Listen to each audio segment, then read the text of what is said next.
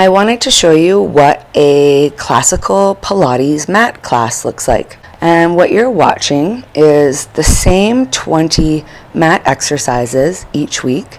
You're just watching a few repetitions of each exercise. You're also watching the full versions of every exercise, but they may look a little challenging, but modifications are always offered, especially while you're building up to your ability each week.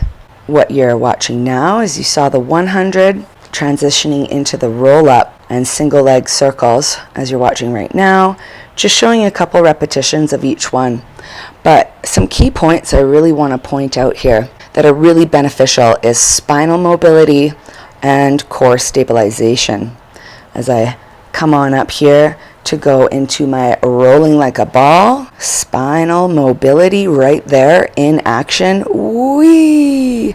And you might notice that the stiffer your spine is, the more over or underdeveloped your muscles become.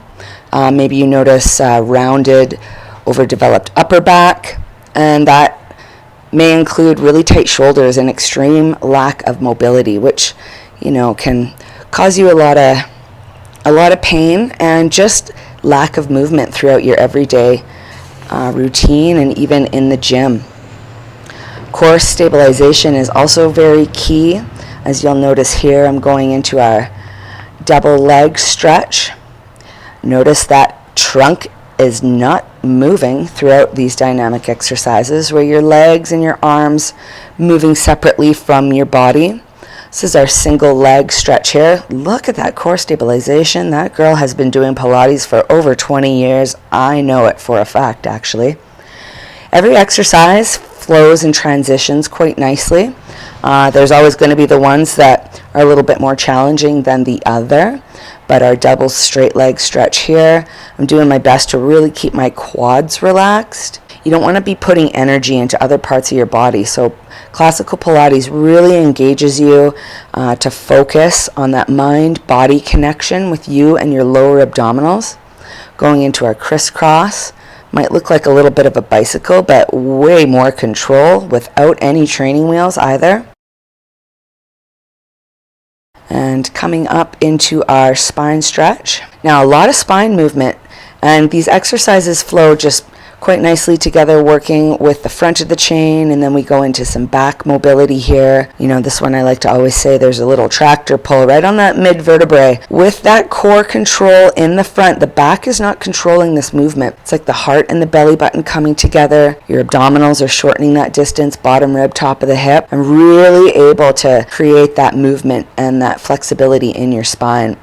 Here we go. Open leg rocker, class favorite, as I'm sure you can see here. Obviously, this is the full version, so this is your goal to get into. But once again, the spine is articulating every vertebrae, rolling down the mat, coming back up. Once again, all with that core control, not using the legs. This one here in particular is one of my favorites, the corkscrew. As you can see, complete relaxation, neutral neck, head, neck, and shoulders is relaxed. And a lot of these exercises really get you to focus on that engagement between hip bone and hip bone without having other body parts compensating and kicking in. This one is the saw, and hip stabilization key.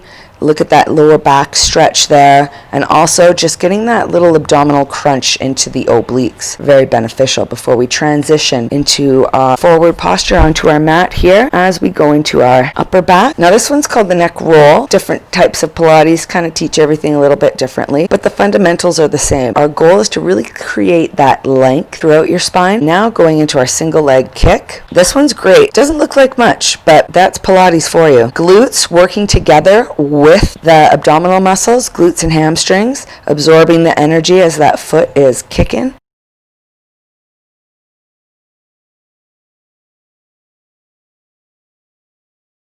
As we go into our double leg kick, big stretch there, a lot of length through the spine. As you notice, I have a lot of flexibility in my spine. So there's another benefit of Pilates, is it also creates stability in your core. So if you do have hyperflexibility in your joints and in your spine, you're still able to maintain a nice strong powerhouse. Coming up into our neck pull here. So we're creating that nice tall spine. Once again, core stabilization at the bottom of the chain.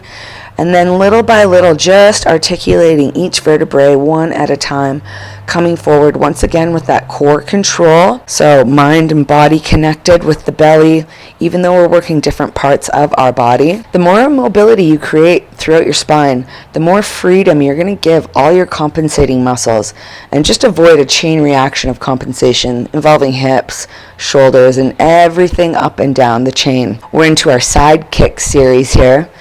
Sometimes I like to switch up the exercises, but the fundamentals are always the same.